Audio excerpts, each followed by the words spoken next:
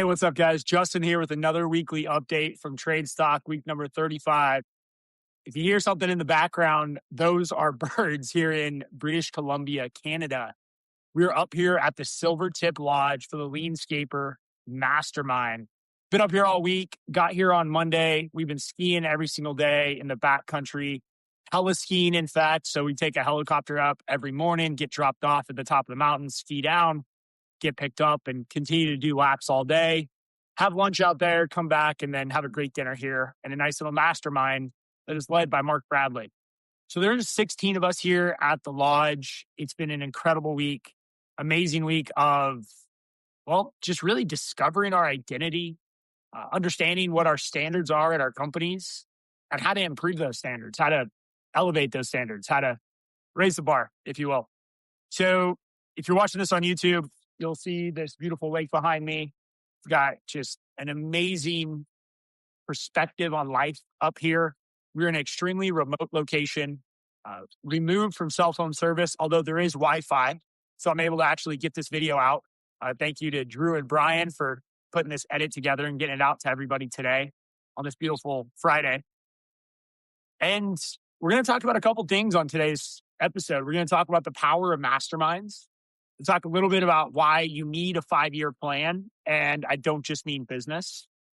And also why people may actually not be your greatest asset. Most consultants and business coaches and people will tell you your greatest asset is your people. A lot of CEOs and entrepreneurs will actually say the same thing. My greatest asset is my people. Oftentimes we'll say that in sales meetings or in maybe an acquisition discussion. I'm going to share with you maybe a controversial or different take on that you guys can sit on a little bit. So first off, before we go too deep into this, I want to just take a minute. I don't want to wish my beautiful wife a happy birthday. Leela, she's been amazing through my journey, through our journey, growing this company, building the life we have. Just an incredible person. She's my rock, keeps me grounded, and also helps to push me and believe in me. And I honestly wouldn't be where I am without her. I met her when I was 25 in a pretty tough place, dark place in my life. She believed in me, and she's been with me since the very beginning of this journey of growing K&D from 1 to 20 million and now off to $1 billion, as that's our 10-year goal. And her support, her foundation, everything she does really makes this possible. So she probably doesn't listen to my podcasts, but anyway, I'll tell her to listen to this one, and happy birthday, man. All right, let's keep moving. So the power of masterminds, guys, the power of masterminds is really impossible to communicate over video or text or anything. It's something you must experience for yourselves. It's something you must go through yourself. It's a journey of learning about other people's struggles, learning about your own challenges, starting to become self-aware of some of those shortcomings that you may have. Look, none of us are perfect. None of us are meant to be perfect. In fact, the more imperfect we are, the more valuable I think we are to our teams, to our family, and to our communities. But if you're not self-aware of those imperfections, you're not self-aware of your strengths and weaknesses, it becomes extremely hard to leverage those strengths and weaknesses to do more in your life and to enjoy more in your life. And I think the power of masterminds is truly giving you that perspective to take a minute, take a beat, step away from the day-to-day, and surround yourself with like-minded people who are trying to elevate themselves, who are trying to improve their lives and the lives of those that they love and care about. For me, that's what a mastermind really means. It's a strategic break from the day-to-day, but it's so much more than strategy. We're not just talking about how to build a better company or create a better life. We're truly talking about why we desire those things. And we're talking about the belief system behind the reason we want those things. And when you start to unpack the belief system and the story you tell yourself and the patterns you believe in, you start to understand the world at a much deeper level. You start to be able to get a perspective on life that's almost like zooming out on Google Earth, if you've ever done that. Think about looking at your house on Google Earth and all you can see is your property line. And then you start to look at zooming out farther and farther until you can see the entire country, until you can see the entire globe. And you realize just how small you are in the greater perspective of things. But if you don't have that greater perspective, if you don't have that ability to zoom out, you may end up in a very challenged state, in a very stressed state. Maybe you're feeling a bit burnt out. Maybe you're feeling like the world is just moving way fast. It's moving past you and you're not keeping up. Masterminds help bring that perspective into reality, help to wake you up from maybe that slumber you've been in. Getting up and doing the same thing over and over, that routine can often breed resentment, laziness, and ultimately a story that's not entirely true. So I encourage you guys, if you're in a peer group or not, I encourage you to join one. And even if it's not a peer group, like this Leanscaper mastermind thing, this isn't a peer group. This is just an event that Mark Bradley and his team put together and a number of us signed up for. And we come out here and we talk about our lives. I mean, in fact, we touch very little about business this entire week, but here we are. It's Friday. It's day 5. And you can probably tell some of the words that I'm using are very different than probably things that I would say in the past on the weekly update. You know, it really puts things into perspective for me. And so I appreciate you guys listening in today. And again, if you hear the background noise, the audio is probably terrible. I'm recording this on my cell phone. I don't have a microphone. I'm not on anything special, but the birds in the background are pretty loud. Okay, I want to talk a little bit about your 5-year plan. And I want you guys to think about your 5-year plan, less about where the business is going to be, less in terms of revenue, less in terms of number of employees or locations or who you're serving or what have you. And think about more of your 5-year plan is who do you want to become? Who are you in 5 years? What does that person do? What does that person sound like? What does that person think?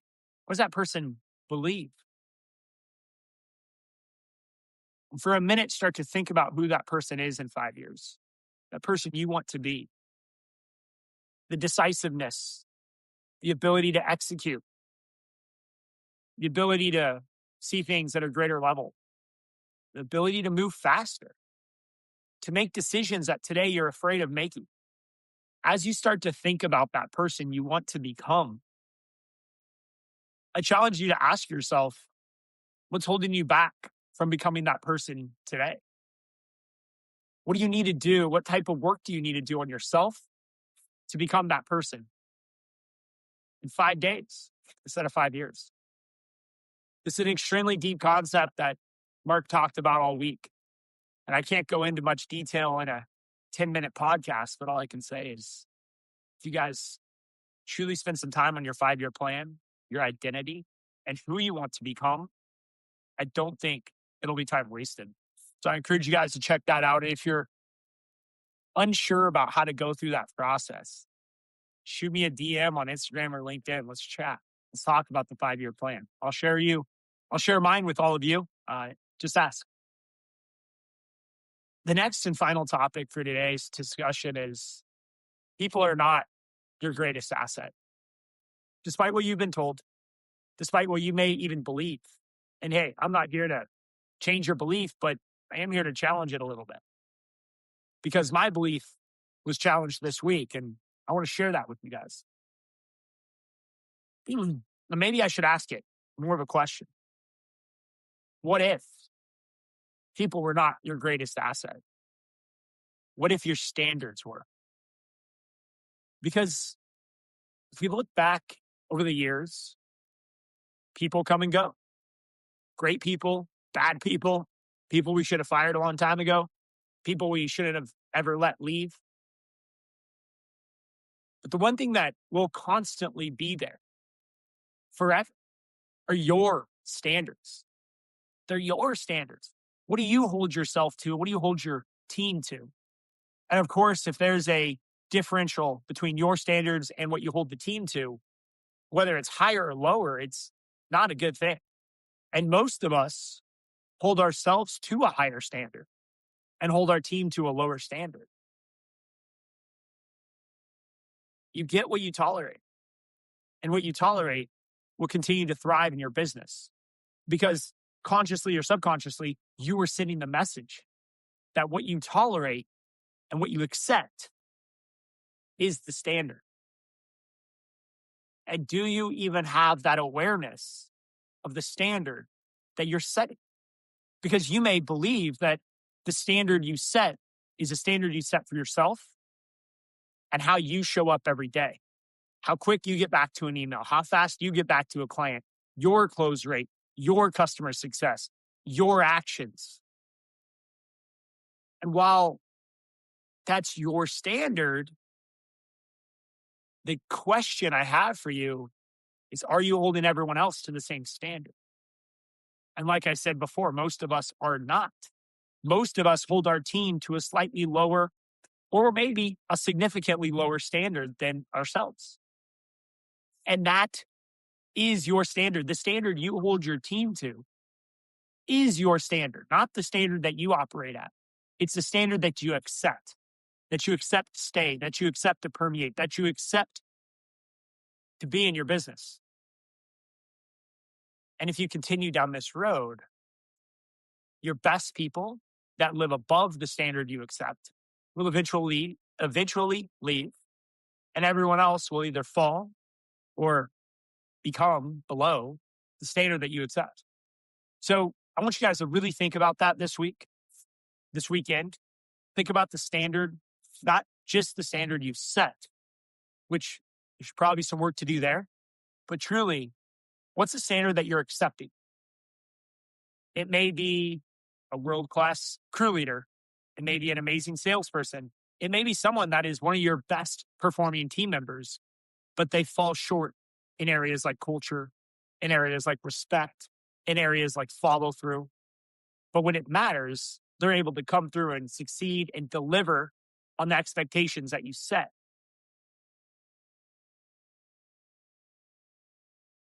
What expectations are you setting? And what standards are you accepting? I'm going to leave you guys there. I'm going to go get in a helicopter and go snowboard now. I hope you guys have a fantastic Friday. I know I will. Have a great weekend. And I'll talk to you guys next week right here on Trades Talk. Peace out. Thanks for tuning in to Trades Talk, where the next generation of disruptors comes to raise the bar. If you got value from today's episode, share it with someone in the trades who's ready to level up. For more tools, insights, and community, follow host Justin White and join the movement at jwhitegroup.com.